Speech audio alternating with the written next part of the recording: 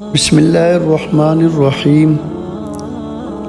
تمام ناظرین کو اسلامی سبق آموز چینل میں خوش آمدید اور محبت و بارہ۔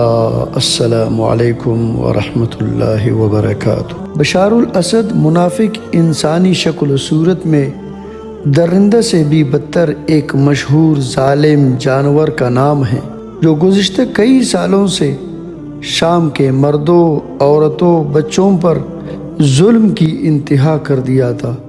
ہزاروں لوگوں کو ظلماً قتل کروایا، حتیٰ کہ قیدیوں کو فیصلے سے پہلے ہی مروا دیتا تھا، دردناک سزائیں دلواتا تھا۔ لاکھوں مردوں، عورتوں، بچوں کو اس ظالم شخص نے ملک سے باہر نکلنے پر مجبور کر دیا۔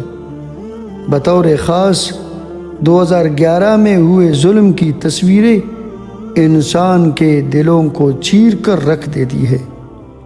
انہی ظالمانہ مجرمانہ حرکتوں کی وجہ سے پوری دنیا میں حکومتوں کی نظر میں ایک خبیث انسانی حقوق کو پامال کرنے والا مجرم شمار ہوتا ہے، مگر یہ ظالم فرعونیت کے نشہ میں یہ بھول گیا تھا اس ظلم کا حساب بھی دینا پڑے گا۔ پھر رب العزت کی طرف سے مظلوموں کے ذریعے اس کی پکڑ آئی تو یہ ظالم کسی کو منہ دکھانے کا قابل بھی نہیں رہا، چور کی طرح ملک چھوڑ کر بھاگنے پر مجبور ہوا اور انگریز کے پتلون میں چھپ گیا۔ اس کے شاہی بنگلے جس میں بیٹھ کر عیاشی کرتا تھا، ظلم کی پلاننگ کرتا تھا، اس کے ایک ایک چیز کو لوٹ کر لوگوں نے تہس نہس کر دیا۔ آج پوری دنیا کے انصاف پسند لوگ اس کی اس ذلت پر جشن منا رہے ہیں، اور جشن کیوں نہ منائے کہ ایک لاکھوں لوگوں کا مجرم شخص خدا کے عذاب میں گرفتار ہوا۔ مظلوموں نے راحت کی سانس لی، اور جو لوگ ملک سے گھر بار چھوڑ کر نکل گئے تھے اب آہستہ آہستہ اپنے ملک کی شام سریہ واپس آ رہے ہیں۔ میں نے گزشتہ دنوں اپنی آنکھوں سے شام کے کچھ فیملی کو پٹنہ یعنی انڈیا کے علاقہ پٹنہ جنکشن پر کھانے پینے آرام کے لیے تڑپتے دیکھا ہے۔ پاسپورٹ سمیت تمام تر ڈاکومنٹس کے بعد بھی کوئی ہوٹل والا انہیں ٹھہرانے کے لیے تیار نہیں ہو رہا تھا۔ ہیکر سمیت کئی لوگوں کی کوشش سے ان کو ایک ہوٹل میں پناہ ملی جس میں مرد و عورت، چھوٹے چھوٹے بچے سب شامل تھے۔ ان جیسے لاکھوں خاندانوں کی تڑپ کو بھی اللہ رب العزت دیکھ رہا تھا۔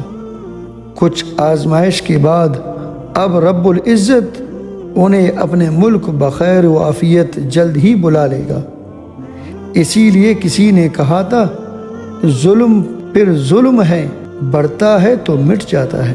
اس سے پہلے افغانستانی سنت کے دیوانوں نے امریکہ جیسے سپر پاور کہے جانے والے ظالم کو شکست دے کر ذلیل کیا ہے۔ اب ہم اس انتظار میں ہیں کہ انشاءاللہ ایک دن ایسا انقلاب بھی آئے گا جب دنیا والے دیکھیں گے ہر ظالم اپنے ظلم کی چکی میں خود بھی پستا ہوا نظر آئے گا انشاءاللہ۔ اب نیکسٹ اسرائیل کا سڑا ہوا بدبودار خنزیر نیتن یاہو کی باری ہے، اور وہ دن بہت قریب آ چکا ہے کہ لوگ اس کی ذلت بھی دیکھیں گے انشاءاللہ۔ اس طرح کے انقلاب سے چھوٹے بڑے ہر ظالم کو سبق لینا چاہیے کہ اگر میں اپنے ظلم سے باز نہیں آؤں گا تو ایک دن میرا بھی یہی حشر ہوگا۔ ظلم چاہے چھوٹا ہو، ظلم چاہے بڑا ہو، ظلم ظلم ہی ہوتا ہے، چاہے وہ ظلم ایک ملک پر ہو یا ایک صوبہ پر ہو یا ایک ضلع پر یا ایک گاؤں پر یا ایک فیملی پر یا ایک ہی انسان پر یا ایک ہی درندہ پر ہی کیوں نہ ہو، حتیٰ کہ کسی جانور پر بھی کیوں نہ ہو، ہر ایک کو باخبر اور ہوشیار رہنے کی ضرورت ہے کہ اگر ابھی اللہ رب العزت کی پکڑ نہیں آئی ہے تو توبہ کر لے، اس سے پہلے کہ رب العزت کی لاٹھی سر پر پڑنے لگے اور کوئی پرسان حال بھی نہ ہو۔ اور کہیں بھاگنے کا راستہ بھی نہ ملے۔